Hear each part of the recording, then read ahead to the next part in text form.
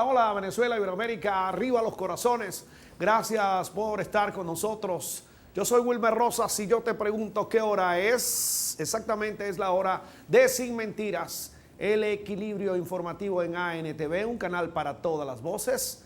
Gracias por estar con nosotros y en este seguimiento del tema crucial, no solamente para Colombia, también para Venezuela y América Latina, como es el caso de las elecciones, la segunda vuelta, el balotaje. En Colombia vamos a entrevistar a una persona que ha venido trabajando mucho en el quehacer, no solamente la primera vuelta, la segunda, sino en el devenir de los colombianos en Venezuela. Él preside la Asociación de Colombianos y Colombianas en Venezuela, Juan Carlos Danús. Gracias por estar con nosotros. Gracias. Juan Carlos, ven acá. Antes del programa hablábamos, si uno profundiza en los planes, en los programas de gobierno, Petro te dice cómo hacer las cosas, te lo demuestra, lo sustenta. Pero después la realidad electoral es otra cosa. La realidad electoral dice que las emociones juegan, que las puestas en escena juegan, que las estrategias mediáticas y las nuevas tecnologías juegan. Y entonces ahí comienza a balancearse las posibilidades de uno y otro sector. ¿Cómo lo ves? Si tú revisas la propuesta de gobierno de Petro, puedes conseguir cerca de 200 folios, donde están los últimos 30 años de la vida pública de Gustavo Petro plasmados en todas las investigaciones frente a la cosa de la administración en Colombia. Digo 30 años porque, digamos, una vez se desmovilizó el M-19, entró justamente a profundizar y a hacer vida mucho más pública que en otrora, pero en función justamente de la administración.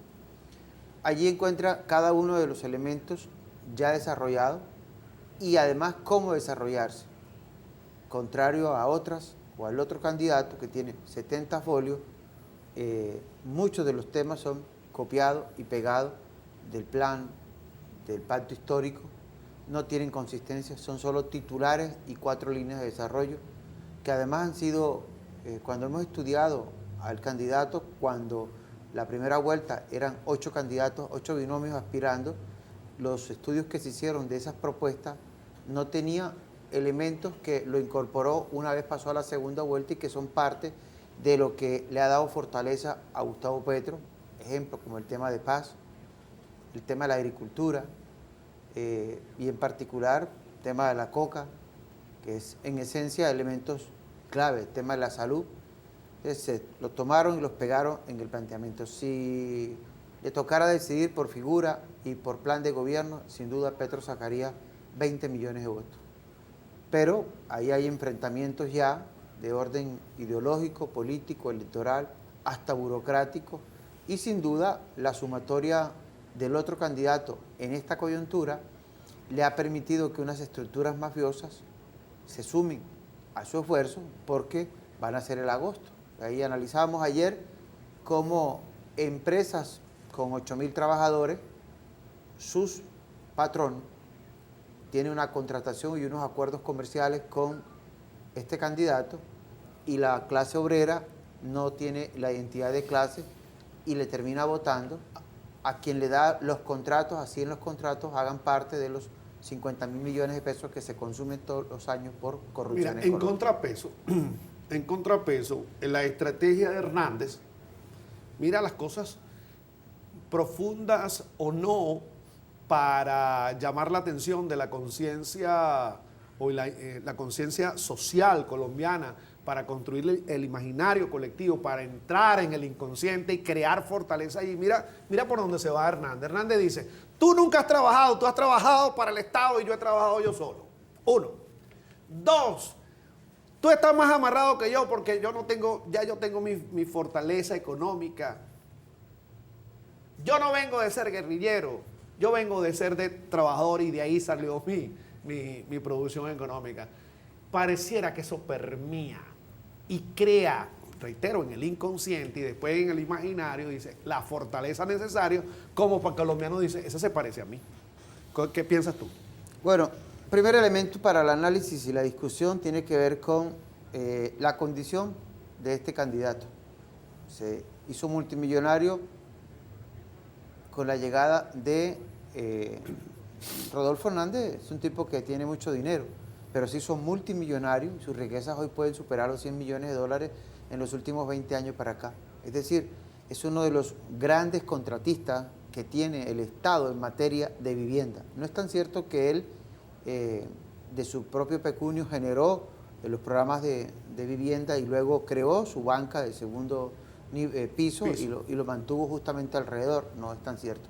Las empresas de Rodolfo Hernández han contratado los últimos 22 años con el Estado 70% más de lo que hicieron los últimos 10 años. Y los últimos 10 años, antes de la llegada del expresidente Uribe al poder, estamos hablando de Pastrana, de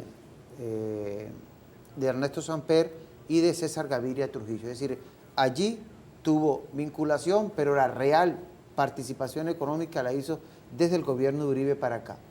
Es decir, que ha tenido el vínculo con el Estado a través de sus empresas. Primer elemento.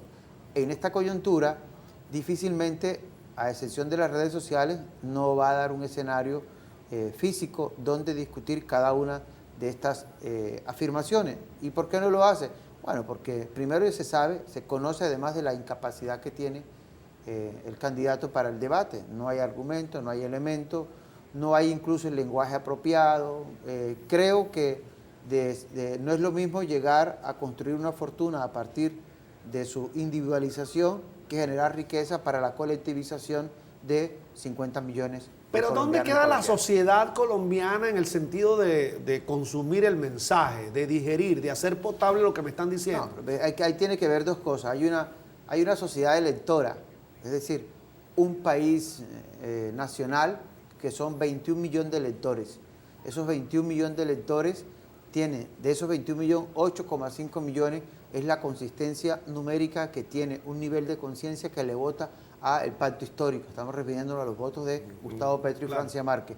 El resto tiene que usted revisar, porque ese techo de 54.3% de los que participaron es justamente los cuales se va a sondear. Pero ¿cuántos de esos quedan comprometidos con Rodolfo Hernández una vez recibió las adhesiones del Centro Democrático?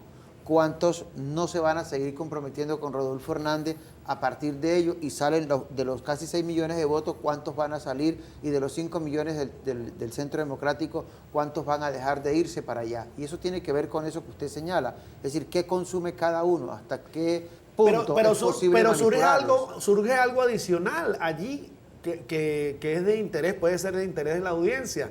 Y entonces, ¿cómo Petro puede permear los votos de Fico, de Fajardo y del propio Hernández como para atraer lo que le hace falta?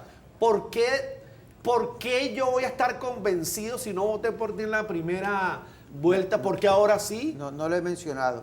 No lo he mencionado, he hablado del electorado que es 54, que salió a votar. Luego, cuando usted me pregunta cómo crecen esos 8.5, me referiría entonces a la población que no fue a votar, pero que está relacionado con 4 sectores sociales muy importantes, ¿no? Afro, que son clave para decidir, y le explico por qué.